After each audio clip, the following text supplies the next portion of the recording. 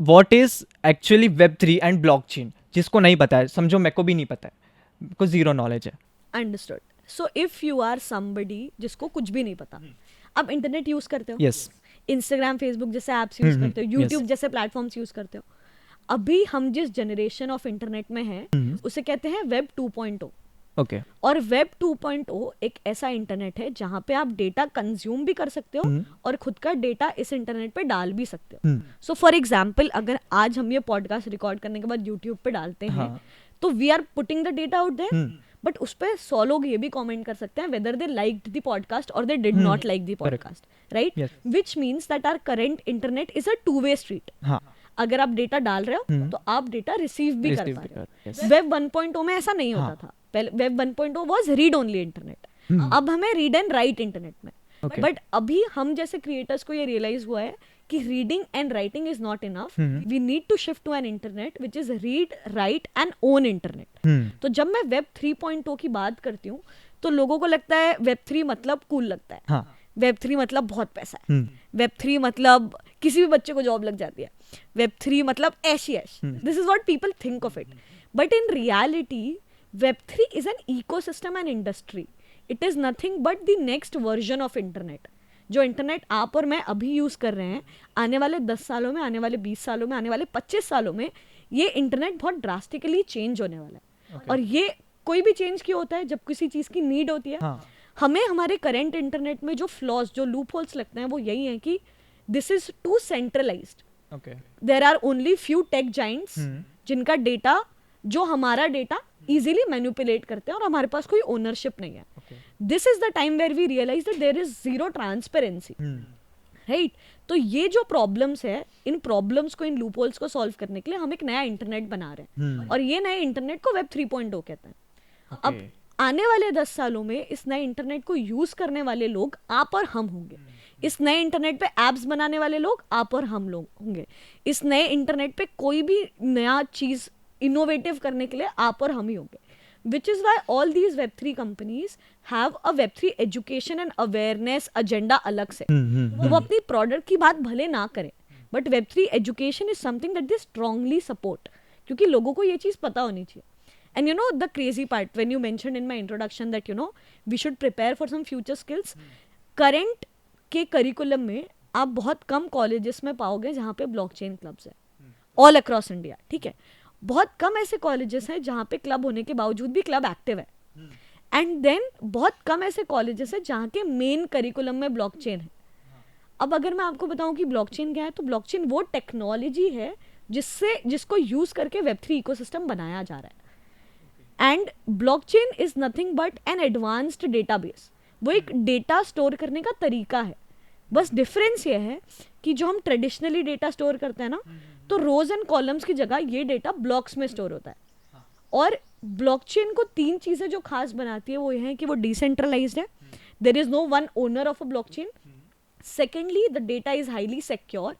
And third, that it is immutable. तो जब आप डेटा ब्लॉकचेन पे डालते हो और सारे नोड्स आपके डेटा को वैलिडेट करते हैं, अगर आपको आपके डेटा में कोई चेंजेस करने हो तो आपको मैक्सिमम वैलिडेशन दोबारा लेना पड़ता है. तो data is not very easily manipulative on blockchain. So all in all, blockchain is that one technology which is revolutionizing the way we store our data. And this new way of storing data is building a new internet. And this new internet is Web 3.0. तो आप अगर अभी कोई भी आपका app उठा लो, front end होता है, बैक एंड होता है. जब आप वेब 3.0 में ऐप बनाते हो उसे कहते हैं डिसेंट्रलाइज्ड ऐप. और उसका जो डेटा स्टोर होता है, उस ऐप का जो डेटा स्टोर होता है, वो किस पे स्टोर होता है? ब्लॉकचेन पे. तो अब वो वेब 2 से क्या बन गया है? वेब 3. क्योंकि वो आपका ट्रेडिशनल इंस्टाग्राम या फेसबुक नहीं है, वो एक डिसेंट्रलाइज्ड एप्लीकेशन है. So this is what web 3 and blockchain is. Web 3 industry है, ब्लॉकचेन टेक्नोलॉजी है. ब्लॉकचेन को as a building stone, as a foundation stone use करके नया इंटरनेट बनाया जा रहा है. And web 3.0 is next version of internet. मैं वही हमेशा सोचता था वेब 3 एंड ब्लॉकचेन साथ में क्यों आता है. तो web 3 is basically ecosystem and उसको बनाने के लिए ब्लॉकचेन का यूज़ करते हैं. तो अभी भी बहुत सारे एग्जिस्टिंग में है डेटाबेसेस, जैसे SQL हो गया. तो what is the basic difference in SQL and blockchain जैसे आपने बोला एडवांस है, इसमें भी डेटा स्टोर हो रहा है, उसमें भी डेटा स्टोर हो रहा है।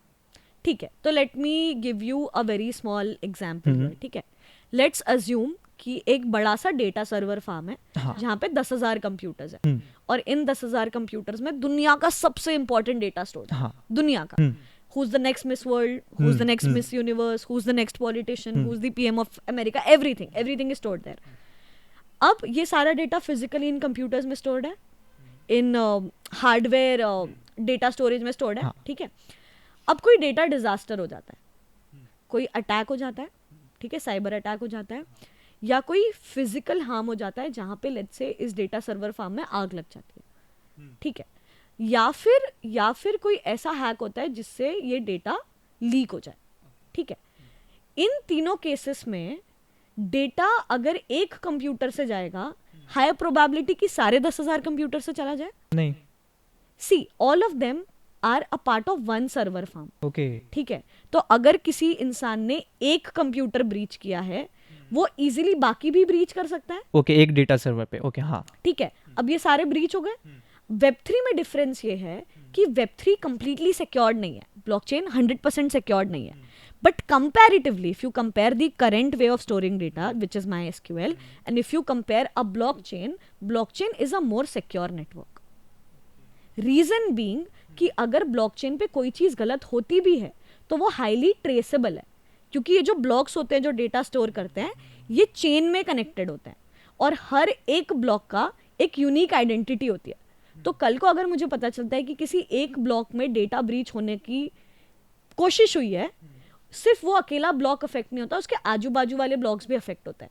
तो you can very easily trace कि किस ब्लॉक में गलती हो रही है, which is on this entire blockchain, कहाँ पे डेटा मैनिपुलेशन हो रहा है या डेटा के साथ छेड़छाड़ हो रही है, then you can fix it. Okay, so मतलब ये सारी चीज़ें फ्यूचर में होने वाली है।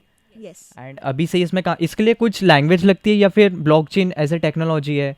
सी सो ब्लॉकचेन ना तरह तरीके की होती है। So there is something known as layer 1 blockchain and there is something known as layer 2 blockchain. Layer 1 blockchains are the foundation units of blockchain. So for example आपने बिटकॉइन सुना होगा, आपने इथीरियम सुना होगा, ये these are some of the most popular L1 blockchains. ठीक है, अब इन ब्लॉकचेन्स में कहीं ना कहीं वो क्राइटेरिया है जहां आप इनकी टेक्नोलॉजी यूज करके on top of it you can build different blockchains. So for example let's say polygon, it's a India grown company, right? The founder of the company is Indian. Polygon is a layer 2 blockchain which is built on top of Ethereum. तो for example अगर मुझे Ethereum पे बनाना है तो मुझे कोई language आनी चाहिए, अगर मैं पॉलीगॉन पे बनाना चाहती हूँ तो मुझे कोई लैंग्वेज आनी चाहिए, अगर मैं सोलाना ब्लॉकचेन पे बनाना चाहती हूँ तो मुझे कोई लैंग्वेज आनी चाहिए। And usually whenever somebody wants to become a blockchain developer there are multiple categories in it. तो अगर कोई डेवलपर बनना चाहता है तो कोई ऐसे डेवलपर्स होते हैं जो सिर्फ स्मार्ट कॉन्ट्रैक्ट्स लिखते हैं, कोई ऐसे डेवलपर्स होते हैं जिनको डिसेंट्रलाइज एप्लीकेशंस बनाने आते हैं, कोई ऐसे डेवलपर्स होते हैं जिन्हें ब्लॉकचेन के इंफ्रास्ट्रक्चर पे काम करना आता है। तो if I have to present it to the most beginner level audience, तो अगर किसी को पाइथन, जावास्क्रिप्ट, जावा ये लैंग्वेजेस आती हैं वो बहुत आसानी से सॉलिडिटी और रस्ट भी अटेम्प्ट कर सकते हैं। And if you know languages like Solidity, if you know language like Rust, if you know language like Move, then these 3 languages will help you become a Web3 developer. And then depending on what is that one niche you're choosing, you can decide कि आप एक infrastructure developer बनना चाहते हो या आप blockchain का front end developer बनना चाहते हो या back end developer बनना चाहते हो। You can decide कि आप blockchain इस field में smart contract developer बनना चाहते हो, तो then you can choose accordingly. But these languages like Solidity, Rust, Move, these are all Web3 compatible language. These are all blockchain compatible language. तो अगर आप ये सीख जाते हो तो आप अलग अलग ब्लॉकचेन से इंटरैक्ट करना भी सीख जाओगे। ओके, सो बेसिकली इसमें ऐसा पर्टिकुलर लैंग्वेज नहीं है, जैसे जावा आती है, जावास्क्रिप्ट आती है, तो वो यूज़ करके भी ब्लॉकचेन में जाया जा सकता है या फिर सॉलिडिटी? बिल्कुल, तो कुछ ब्लॉकचेन्स होती है। अब see this again depends on how the blockchain is made and what is the use case, purpose क्या है। अब अगर इथीरियम पे आप कुछ बना रहे हो तो you need to know XYZ languages. अगर आप पॉलीगॉन पे कुछ बनाना चाहते हो तो you know XYZ languages. If you want to build on Solana then you have to know XYZ languages. तो हर एक ब्लॉकचेन का अपना एक क्राइटेरिया है कि अगर आप उस ब्लॉकचेन के साथ इंटरैक्ट करना चाहते हो, अगर आप अपना कोई डेटा उस ब्लॉकचेन पे डालना चाहते हो, या अगर आप उस ब्लॉकचेन का इस्तेमाल करके कोई प्रोजेक्ट बनाना चाहते हो, तो आपको ये लैंग्वेजेस लगेगी to be able to do this interaction with the blockchain.